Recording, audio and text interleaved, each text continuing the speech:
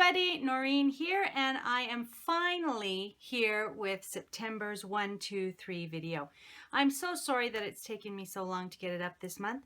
As many of you know, I'm a teacher, and this month of September, with going back to school and having both boys in lots of activities, it's just kind of like my life is cramping my scrapbooking style. So I'm just squeaking this in on the very last day of the month, but I couldn't let the month go without showing you this gorgeous new countryside comfort kit from Creative Memories. Beautiful papers, gorgeous colors. We've got wood grains and plaids, florals, kind of herringbone checks, and then lots of kind of cross stitch and embroidery style of fabrics. And those rich colors are perfect for fall. There's also some of these lovely little laser die cut sentiments or word art, and it's almost like they're chipboard. I think they're compressed cardstock, and they're quite nice and heavy, and they're going to look great on your layouts and cards, you know, to really show off the sentiment or the title, that kind of thing. So I'm going to use some of those. I'm also going to use some of the stickers. You can see that I've already used quite a few, but I've got a few more that I want to use. And then I probably will also use some of the mats from the mat pack. There's some lovely, lovely designs with great little sentiments and patterns on them. So if you're not familiar with the 1, 2, 3 layouts, we take one piece of double-sided paper. We take 2 pieces of cardstock, or if you're a Creative Memories scrapbooker, you can certainly use your strap hinge album pages and scrap directly on them. And then we make just 3 cuts with our paper cutter. So it's a super fast way to get a 2-page layout done. Each month I give you a sketch. This month's sketch has room for, I'm showing 5 photos, but really you could certainly add some more photos here, or turn these photos sideways and get 3 in this column. So 5 to 6, maybe even 7 photos if you kind of add some in some of these areas.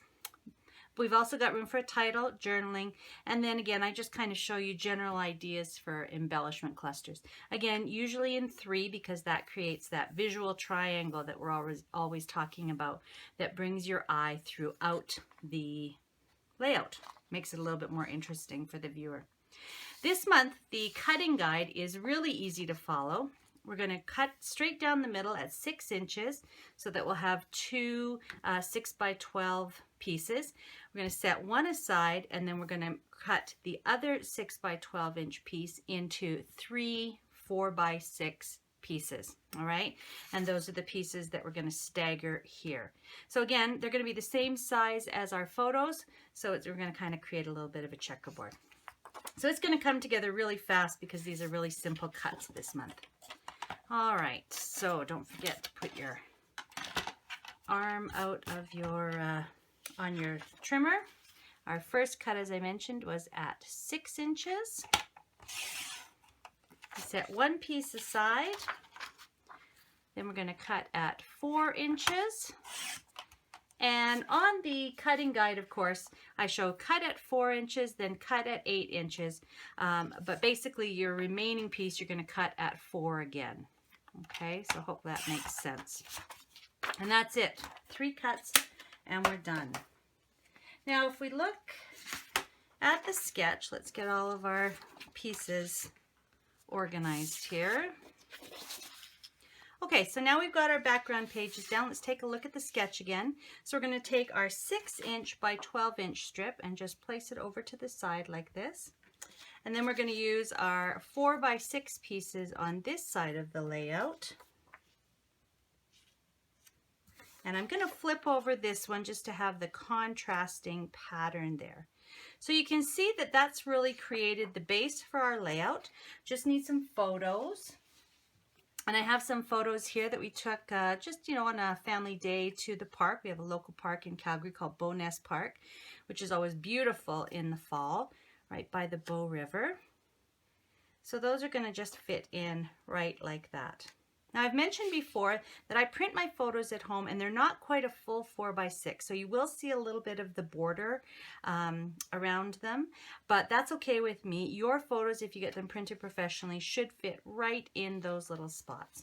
All right, So all you need to do is add your title here. I think I'm going to use some of the new CM letters for that.